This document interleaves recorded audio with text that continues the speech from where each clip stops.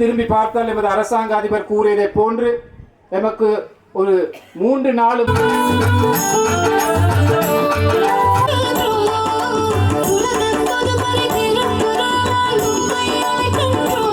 ஒவ்வொரு தனிப்பட்ட பயனாளியும் தங்களுடைய முயற்சியினூடாக நான் நினைக்கின்ற ஒரு வருடத்திலே 2 மில்லியனுக்கு மேற்பட்ட வருமானத்தை பெற்றுக்கொள்ள முடியும். இங்கே உங்களுக்கான முழுமையான, அதாவது வாழைப்பழத்தை உரித்து வாயிலே வைத்திருக்கப்படுகின்றது. எந்த ஒரு செலவும் நீங்கள் செய்ய தேவையில்லை. அந்த நீர் விநியோகமாக இருந்தாலும் சரி, அந்த ஏற்பாடுகளாக இருந்தாலும் சரி, சகல விதமானதும் அநேகமாக ஒரு ஃபுல்லி ஆட்டோமேட்டட் சிஸ்டம். அந்த விவசாயிகள் தனது வீட்டிலிருந்தே மொபைல் போனிலிருந்தே இதை கண்ட்ரோல் பண்ணக்கூடிய ஒரு சிஸ்டமாக இருக்கின்றது. காலநிலை என்பது நாங்கள் முன்னர் ஒரு காலத்திலே நாங்கள் சிறுவர்களாக இருந்த பொழுது ஓரளவுக்கு நாங்கள் காலநிலையை எதிர்கூறக்கூடியதாக இருந்தது. இன்று அவ்வாறு இல்லை. எல்லாம் காலநிலை முற்றாக மாறிவிட்டது.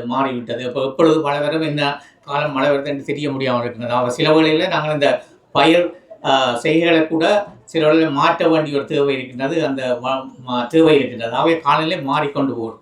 காலநிலைக்கு ஏற்ற மாதிரியான நவீன தொழில்நுட்பங்களை நாங்கள் புகுத்த வேண்டிய ஒரு தேவை இருக்கின்றது. சமூக அபிவிருத்தி மற்றும் சமூக வலுவூட்டல், சமூக பாதுகாப்பு அமைச்சர் அவர்களுடைய இந்த ஒதுக்கீட்டிலே இந்த நிகழ்வு ஒழுங்குபடுத்தப்பட்டிருக்கிறது. உண்மையிலே உங்களை எல்லோருக்கும் தெரியும், எமது வடமாகாணத்தை பொறுத்த மட்டும் எங்களுடைய எல்லா நிலவளம் இருக்கிறது, மண்வளம், கடல் வளம் இருக்கிறது, வளமான மாகாணம். ஆனால் நாங்கள் எங்களுடைய விவசாயிகள் மிகவும் ஒரு வரம்பப்பட்ட நிலையில் தான் இருக்கிறார்கள். அவையாக நாங்கள் மாற்ற வேணும்.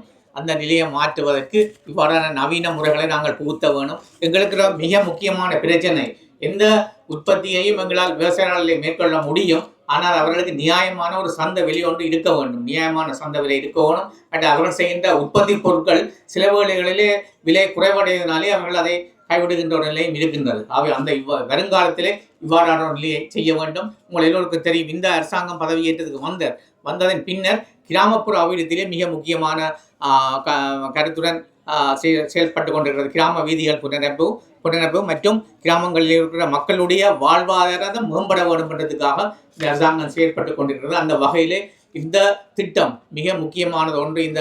இந்த புதிய நவீன முறைகளினாலே நமது விவசாயிகளுடைய அந்த வருமானத்தை மேற்கொள்வதும் அதன் மூலம் அவர்களுடைய வாழ்வாதாரம், அந்த வாழ்க்கை நிலை மேம்பட வேண்டும் என்றதான் இந்த அரசாங்கத்துடைய கொள்கையாக இருக்கின்றது.